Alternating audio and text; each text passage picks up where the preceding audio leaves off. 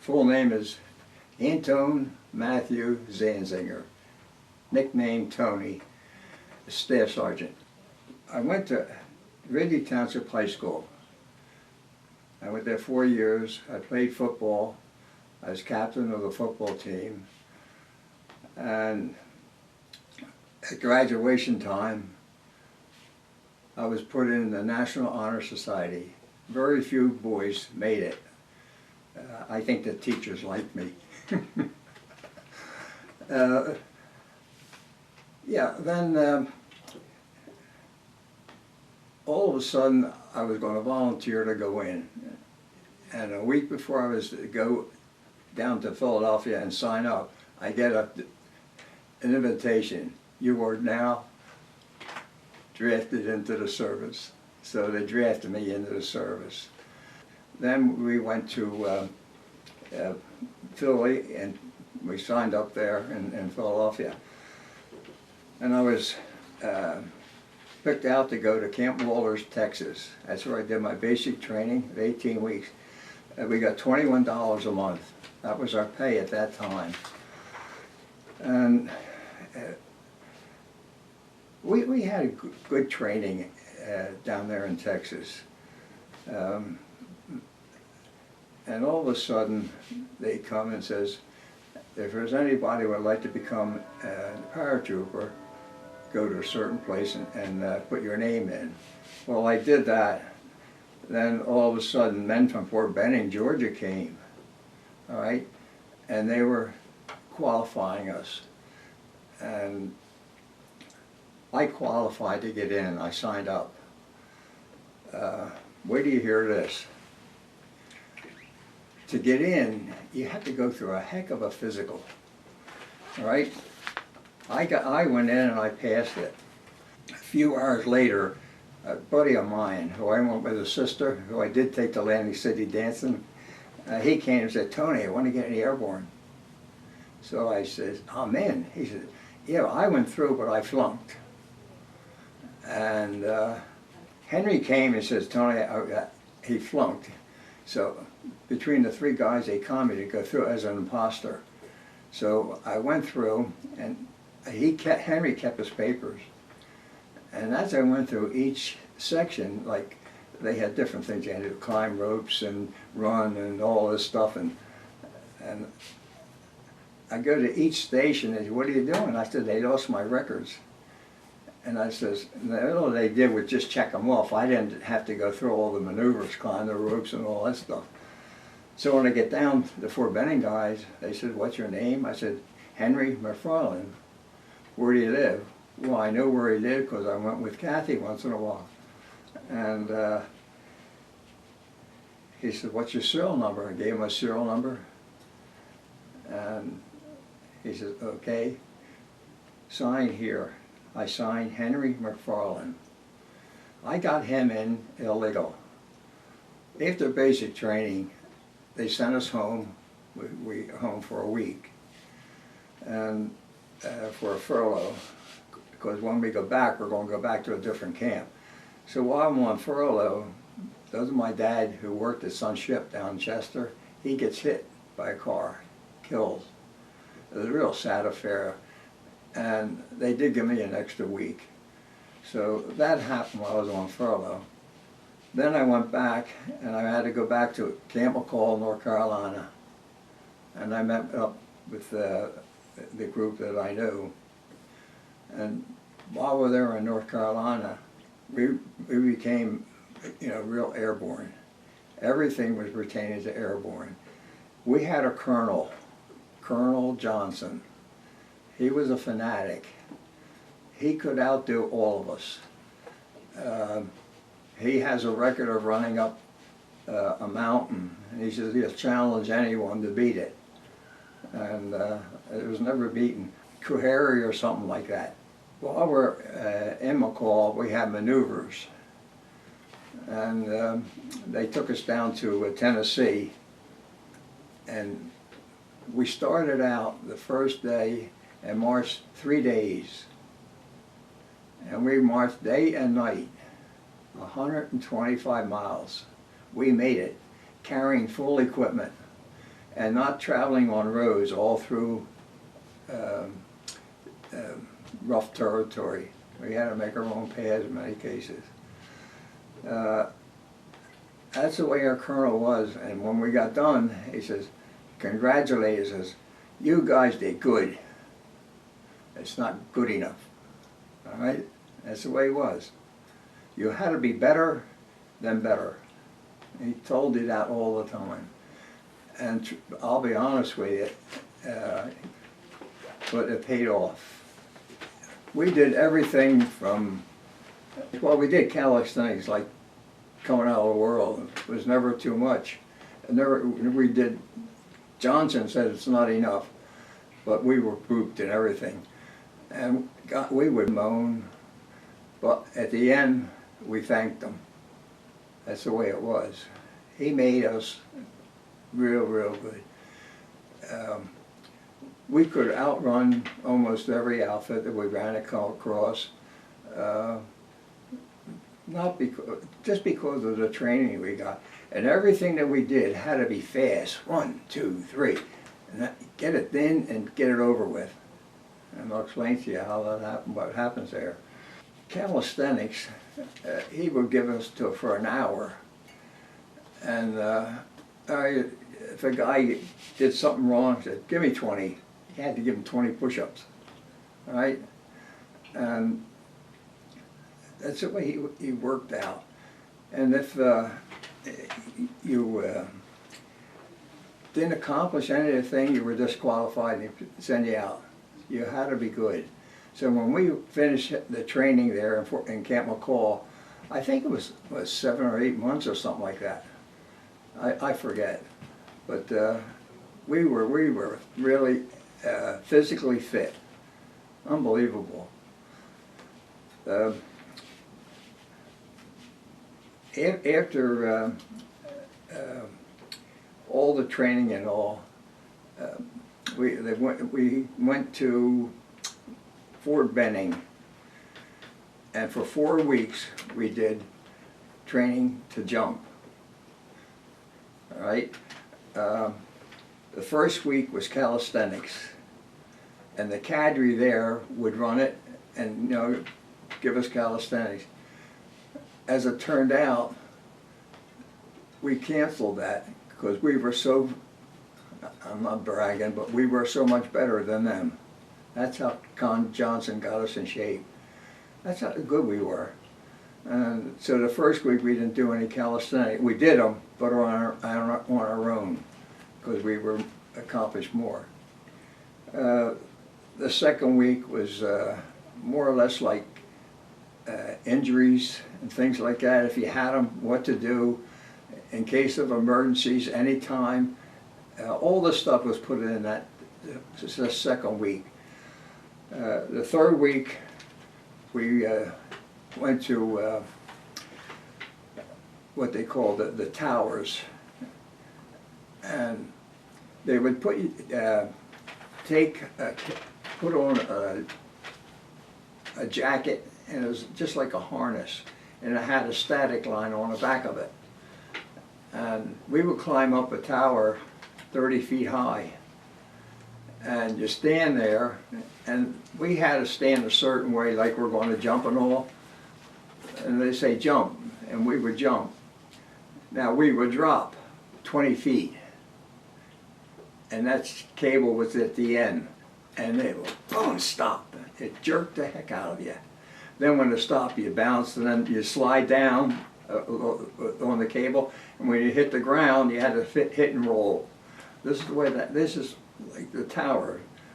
Then they had the tall towers, 250 feet, and they took you up in a parachute that was all inflated, and the risers were all down, and they had the whole setup like you hook up on the back of your parachute, your static line, and they take you up on these towers, and you had to be careful because if wind would catch you, you'd go into the towers, and you couldn't steer these things. So they figured how the wind was, and they didn't put you on that one side. They wanted you to blow away from the tower. Some guys did hit the tower, but fortunately the chute didn't collapse, so it was dangerous. So we did that the third week. And we did that so many times, and it became normal. Plus, we had different cables that we jumped again, 50 feet high, and jumped straight down and stopped in midair. And same thing, like, well, maybe I'll get to it later. We did all these things. You can't believe the amount of physical education that we had. The fourth week was actually jump school. We went and they prepared us to adjust your parachute. The first time we jumped, we packed our own parachute. Okay? So we're at the fourth week, fourth stage. So we packed our parachute, and everything was packed, you know, had to be right. So they said, just throw it in, it'll open. We didn't believe it, and we wouldn't try it. What we did, we took our time and made sure that all the pleats and all the lines were in line. They weren't crisscrossed or anything like that. Two things that happened with our chutes. They were all white. That's the only kind we had. And when they opened up, you jump out of the plane, and as soon as that chute opens up, you go about 20 feet. And that static line will pull your chute out. And when that chute opens, you're going from 90 to 100 miles an hour in a plane. And when that chute opens, boom, zero, you stop. And your back and your whole body is pulled apart. As of today, I still have bad problems with my back. And yesterday I raked the whole lawn, and I could hardly walk this morning, but I worked it out. But that's some of the things that we had to do.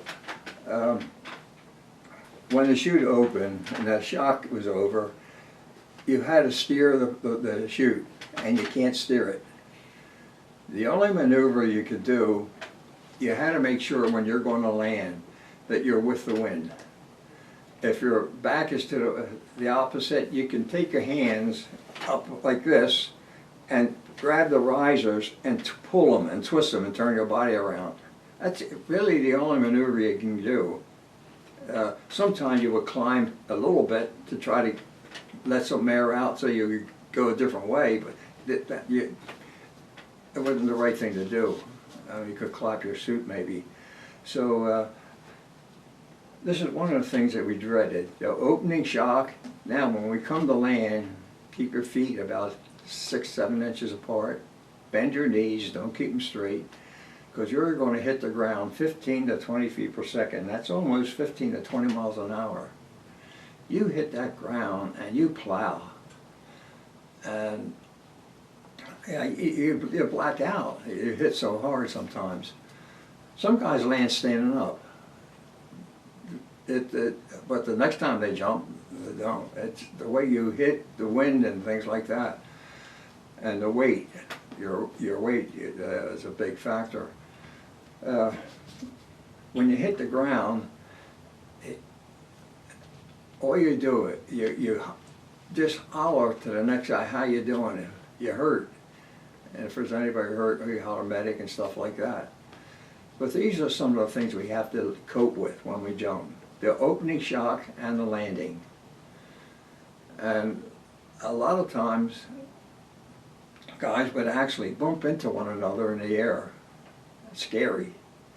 And you would think your chute's going to collapse. I saw one where a guy hit the chute and he swung underneath and he grabbed the guy. The two of them landed together with the one chute.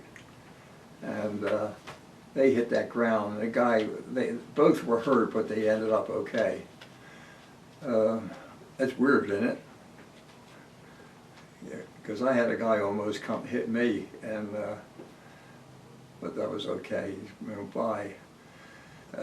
These are some of the things that you have to have. You need 5 jumps to qualify. 4 in the daytime, 1 at night. The 4 in the daytime you're jumping at 800 feet, and the 1 at night is around 1,200 feet. The ground that we landed at was in Fort Benning, Georgia.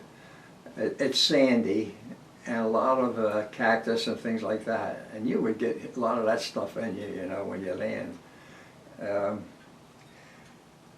But after the 4th jump, then you go to the night jump, and it's scary. So when we do hit the ground, it's hard to see unless there's a moonlight or something like that. You just plow, and it's a wonder you can walk. So that's the part of it. On the 5th jump, you actually become a paratrooper. They give you a ceremony, then you get your wings. And every time here they are, right here. These wings here, and I think I have 1, 2, 3, 4 stars on the wing. It's 4 battles. They pin them onto that wing. And after we get our wings and all, they get us set up to go home. And believe it or not, from Fort Benning, they give us another week to go home. And because we deserved it. I mean, with that training, in the morning, I'm going back now. In the morning, we would have to run 5 miles before breakfast. 5 miles. And if you couldn't make it, you're out. That's some of the things that Johnson wanted. He was a fanatic on running and speed. So after the furlough, after Benning, went home. And when I got home, I got my outfit on and all, and you didn't know what to do. You felt lost. You got your suit on, and everybody's looking at you, gawking at you, and you did. It was weird. Some guys eat that up, but I didn't like it. I felt lost, and of course I stayed home all the time and leave because I knew I wasn't going to come back again for quite a while. Even if I did get killed, I mean, I didn't come back then, but I didn't. All right, I went back to Camp McCall, so we went back there again, and we finished up on our training and all that. That furlough, the last one, when we come back, they told us we're getting ready to go overseas. That was the first time they mentioned it. We didn't know when or where. I think it was about a month that we went overseas. And when we went overseas, we went all the way up to Massachusetts. Miles Standish, I think the name of the camp was. But we boarded ships, and there's pictures here of, right in the back of me, how they loaded up the ships with men. They were just sticking out the window, just packed. I went in a convoy of about 25 ships, and we're going across the Atlantic. We're headed towards England. Halfway across the ocean, we're on the corner, and they call it Coffin's Corner. Sure enough, halfway across, we got hit with a torpedo. And unfortunately, the thing did not split or explode. We kept it in the boat all the way across, and then when we landed in England, it was still in the boat. I don't know what happened after that. But as soon as we got hit, of course they sent out SOS and all the British corvettes, our destroyers. You don't know where they came from. They went and they made a circle real fast, and you could see barrels going over. Now we're in a calm run, we keep on moving, and it was getting further and further away, but you could see the barrels going over. We didn't know if they got the sub until about a week later after we landed. We found out they did get the sub. So that was our experience just going over. Went to England. They put us in a camp in England, and we did all our training there, same as we did in the States. By the way, we went through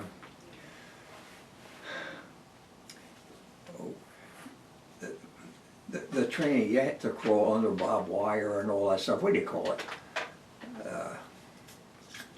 They would shoot live bullets about 18 inches above the ground, and you had to crawl underneath them. Now you kept your butt down. And this was training to get you used to fire and the crack of the bullets and all that. They were live. So, and they had the machine guns bolted down so they wouldn't go any lower. But if you got a weak bullet, you know, things might happen. I don't know if anybody ever got hit, but we had to go through live machine gun fire right over our head. The training in England was just like it was in the States. We had maneuvers. We would fight against others. A lot of maneuvers to get used to the way different units would move and what you had to do to counteract it. In other words, if they're attacking you from the front, get another group and try to come back from the back. These are things that we had to accomplish. So you were taught all the maneuvers that you had to do. And believe it or not, it worked. So a week before D-Day, they told us what's going to happen. And they gave us an objective. We all had an objective and a plan. Whenever you go into an action, the things that you want to have in your favor was the element of surprise. The Germans didn't know when we're coming, but they had an idea that we're coming. Well, they knew. You had to have a plan. You have to know what you want to do. You have to have your objective. You know what that's got to be. And execution. Execution has to be right on target. Fast. Don't give up. The guys that hang up, they're the ones that get hurt. The guys are fun too, but you're better off attacking with your guys real fast in one lump. It's scare tactics. Germans actually run sometimes, a lot of times. But D-Day was June the 6th. It was supposed to be June the 5th, but the weather was so bad they canceled it, made it June the 6th. June the 6th, we loaded at night around 10 o'clock. You did it because you were trained to do it. And we practiced getting in and out of that plane beforehand. When you get in, you're living, not the past, but you're living that particular time right there. That's all you know. You're living the present. That's exactly what it was when you went in the plane. When you got in there, you're wishing everybody good luck and all things like that. But there wasn't too much comedy or anything like that. Everybody's serious. And I think I told you, once I got in there, they sat down and like, you know, things that they cried. A lot of them were scared because it's something new. But we lived through it until we, you know, went up in the air. Then,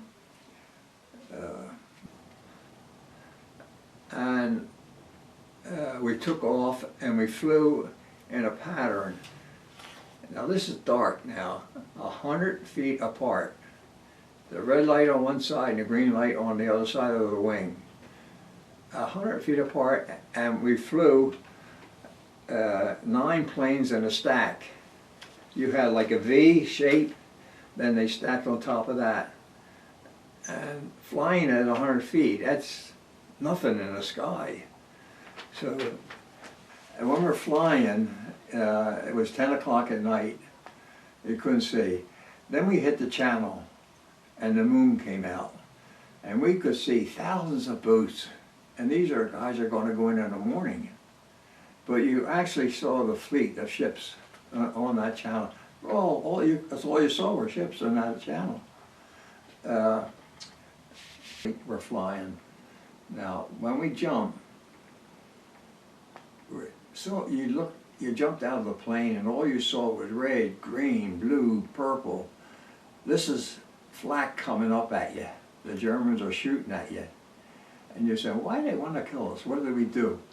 But it was so powerful, the explosions and things like that.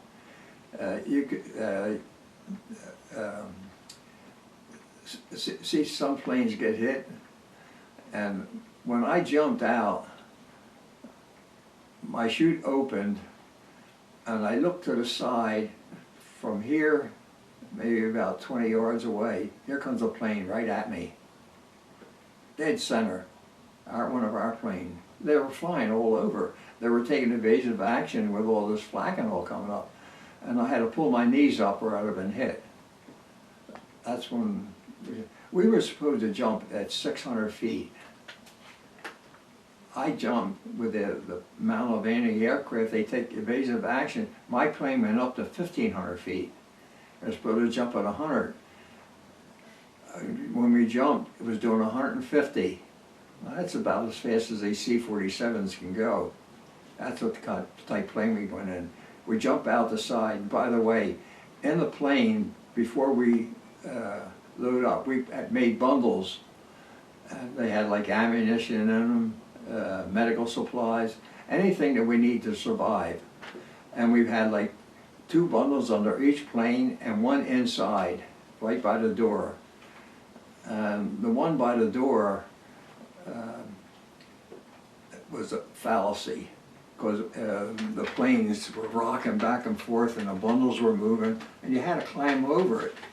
And you couldn't get out of it, but it was terrible. But these are the things that we had before we, when we jumped. And on the way down, you could hear the bullets going through your chute and the webbing, and a lot of guys got hit because there's so much power coming up there. And you can see all the tracers and all coming up. But between one tracer and another tracer, there might be 3 bullets with nothing. So you have a constant stream of metal coming up at you.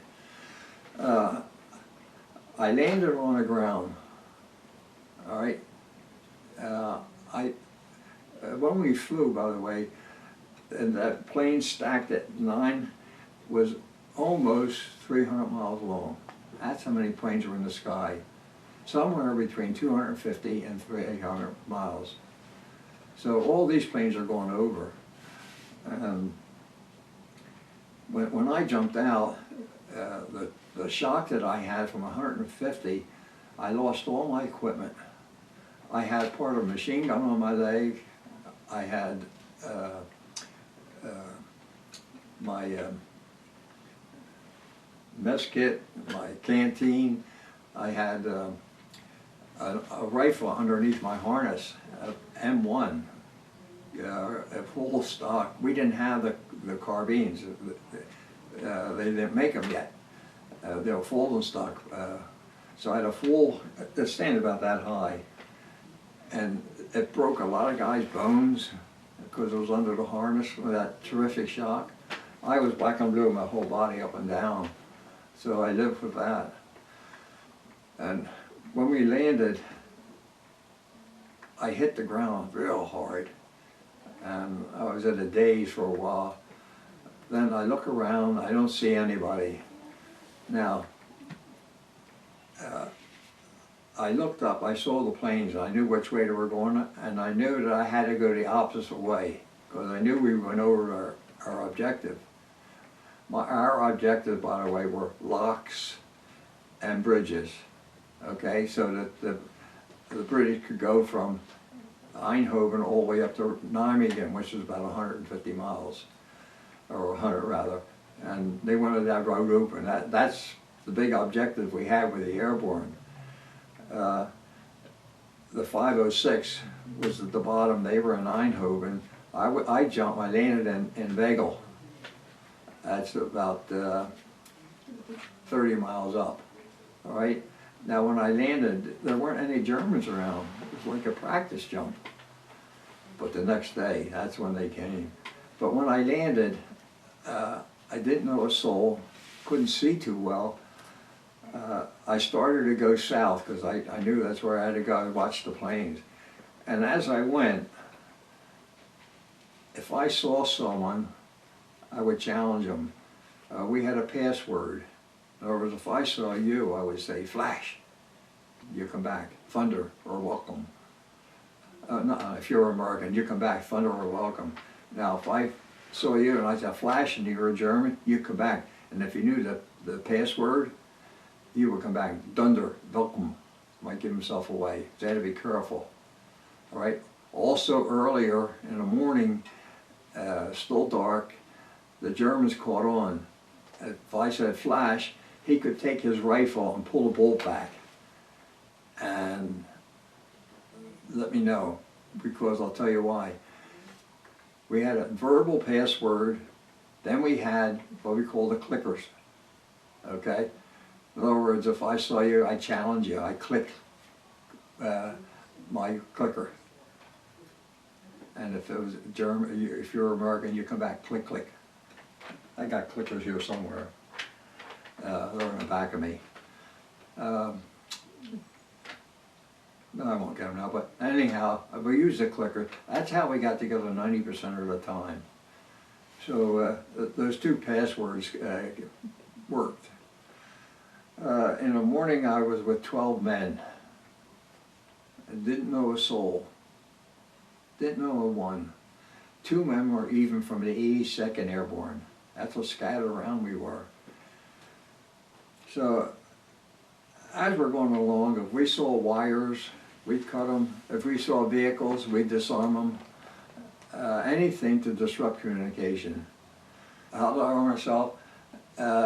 From dead GIs that were around, the bundles were down on the ground.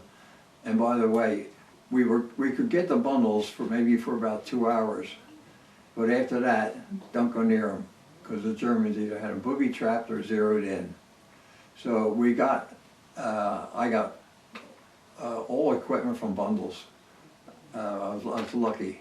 I got a gun, machine gun I got, and I got canteen, I got water,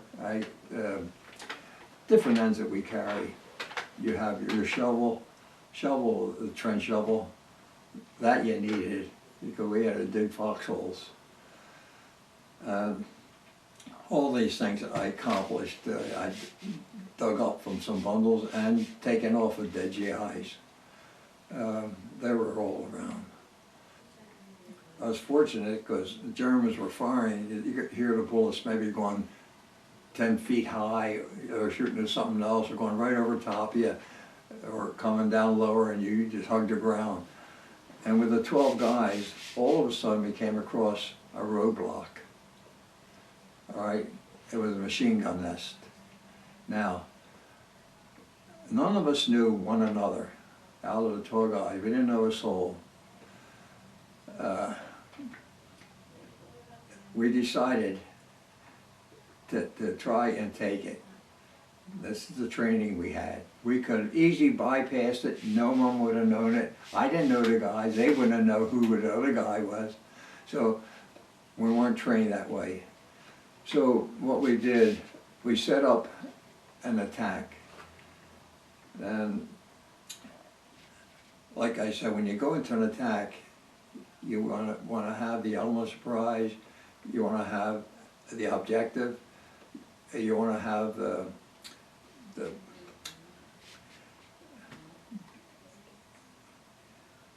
you want to do the right thing. What do you call it? I mentioned it before.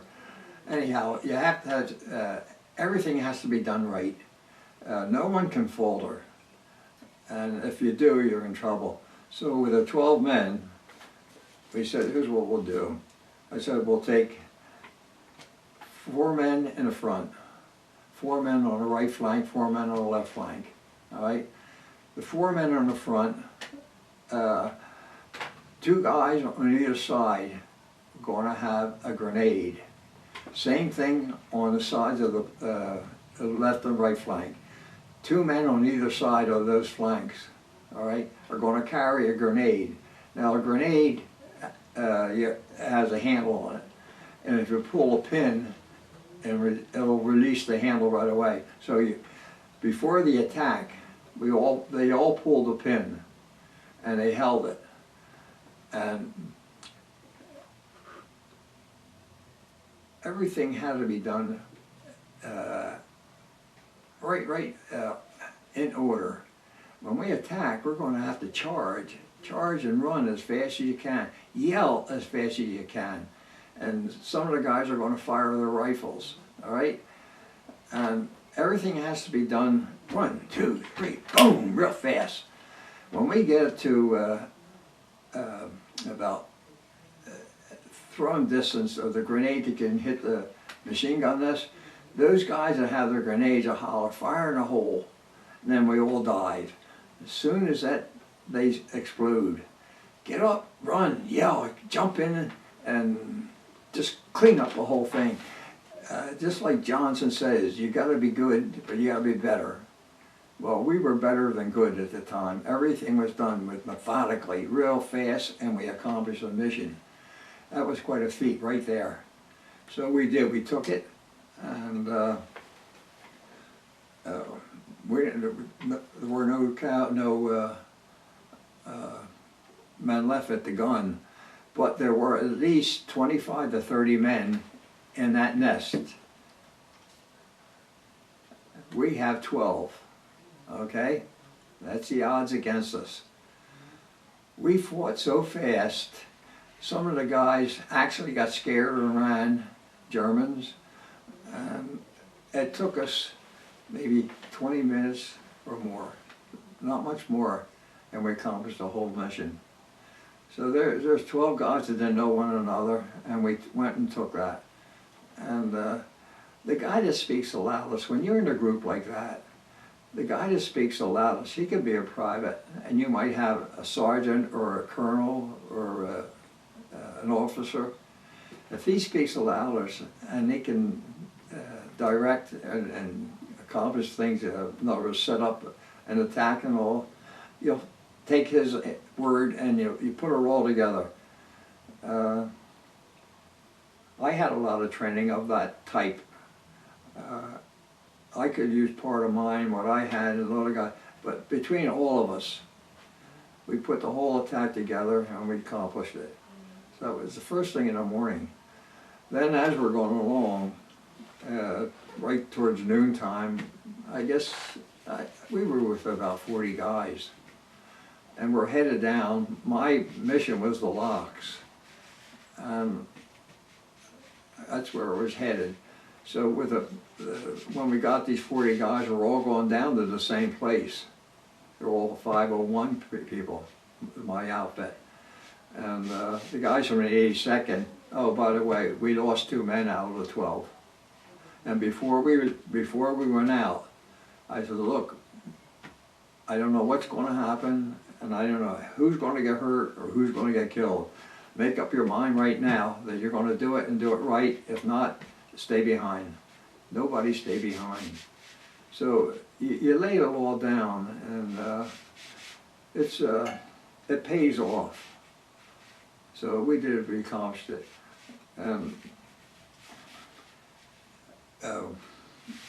I think about maybe 7 o'clock at night, we get close to the locks where we're supposed to be. And we get there, and met the officers there, and they put us in different places. So we set up a defense, and they had it set up already, part of it.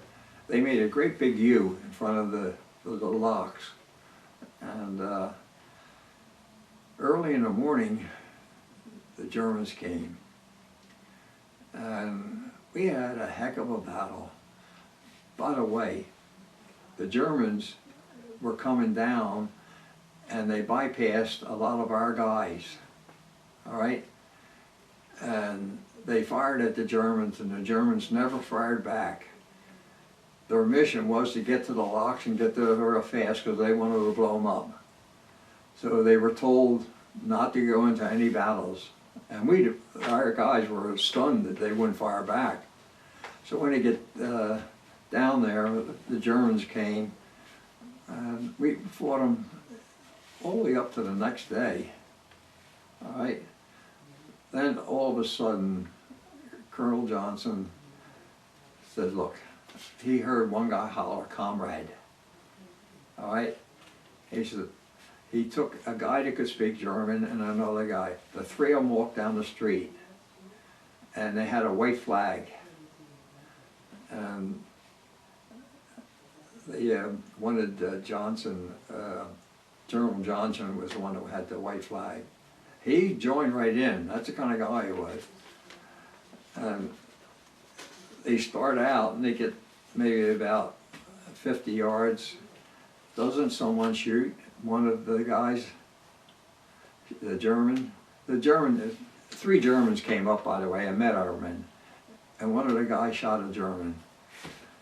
Everybody hit the ground, and our guys had to go back, and Colonel Johnson found out who it was. It was a captain, and the captain, he says, look, they've been killing all our men all day, and I can't kill them. And he sent them back.